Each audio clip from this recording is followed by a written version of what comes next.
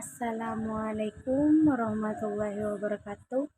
Saya Fitria Ayu Wulandari, NPM 72021303. Baiklah, pada kesempatan kali ini saya akan menyampaikan resume terkait untuk memenuhi tugas mata kuliah perpajakan. Langsung saja. Di sini ada beberapa poin yang akan saya sampaikan. Poin pertama, pengertian pajak. Pajak adalah kontribusi wajib kepada negara yang terutang oleh pribadi atau badan yang bersifat memaksa berdasarkan undang-undang dengan tidak mendapatkan imbalan secara langsung dan digunakan untuk keperluan negara bagi sebesar-besarnya kemakmuran rakyat. Untuk poin kedua, ada fungsi pajak. Yang pertama, sumber penerimaan negara. Yang kedua, ada sarana stabilitas perekonomian. Yang ketiga, ada pengatur kegiatan ekonomi. Dan yang terakhir, sarana pemerataan pendapatan masyarakat. Pada poin ketiga, ada jenis-jenis pajak. Di sini ada 4 jenis pajak. Yang pertama menurut sifat, yang kedua menurut pengelola, dan yang ketiga menurut subjek, terakhir menurut asalnya. Untuk jenis pajak menurut sifatnya di sini ada pajak langsung dan ada pajak tidak langsung. Yang mana pajak langsung itu harus berdasarkan surat keterangan, tidak dapat dilimpahkan, dipungut setahun sekali. Dan untuk pajak tidak langsung, tidak berdasarkan surat keterangan, dapat dilimpahkan kepada orang lain, dan dipungut setiap terjadi transaksi. Yang kedua, jenis pajak yang kedua, menurut pengelolaannya.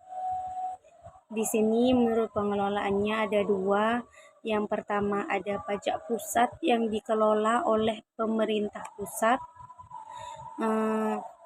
Yang kedua, pajak daerah yang dikelola oleh pemerintahan daerah. Pajak daerah terdapat di provinsi dan juga terdapat di kota atau kabupaten. Dan yang ketiga, jenis pajak menurut subjeknya. Yang pertama perorangan, yang kedua badan usaha. Dan yang terakhir pajak menurut asalnya. Juga ada 2. Yang pertama pajak luar negeri, yang mana pajak ini orang pribadi atau badan yang bertempat tinggal atau bertempat kedudukan di luar Indonesia. Dan yang kedua ada pajak dalam negeri, yang mana pajak ini hanya orang pribadi yang bertempat tinggal atau berada di Indonesia. Kemudian juga ada subsidi, yang mana subsidi ini terdiri dari energi dan non-energi.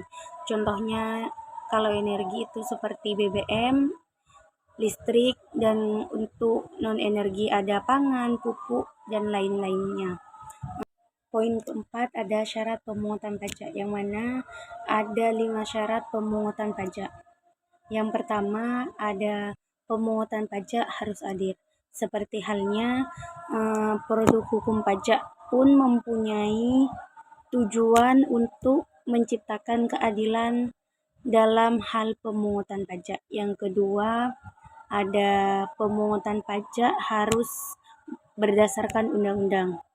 Di Indonesia pemungutan pajak sesuai dengan pasal 23A Undang-Undang Dasar 1945.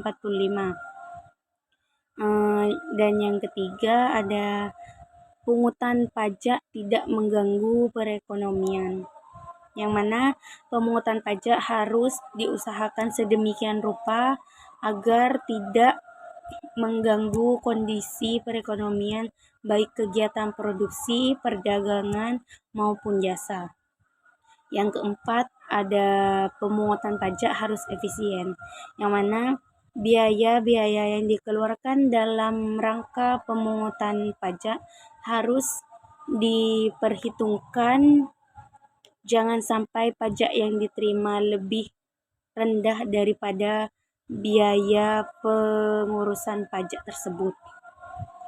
Yang terakhir, ada sistem pemungutan pajak harus sederhana, yang mana bagaimana pajak dipungut akan sangat menentukan keberhasilan dalam pemungutan pajak.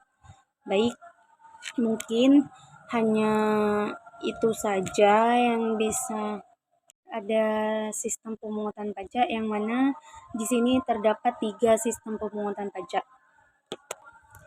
Yang pertama ada self-assessment system, yang mana sistem ini merupakan salah satu sistem pemungutan pajak yang berlaku di Indonesia, di mana sistem itu membebankan penentuan besaran pajak yang perlu dibayarkan oleh wajib pajak bersangkutan secara mandiri.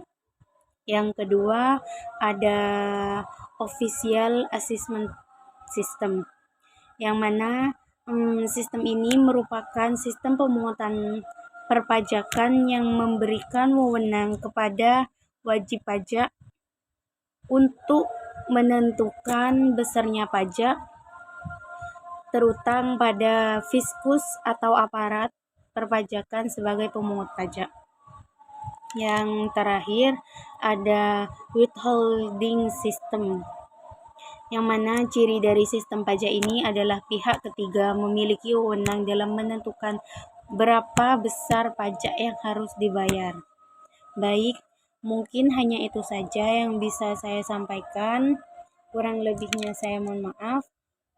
Saya akhiri. Assalamualaikum warahmatullahi wabarakatuh.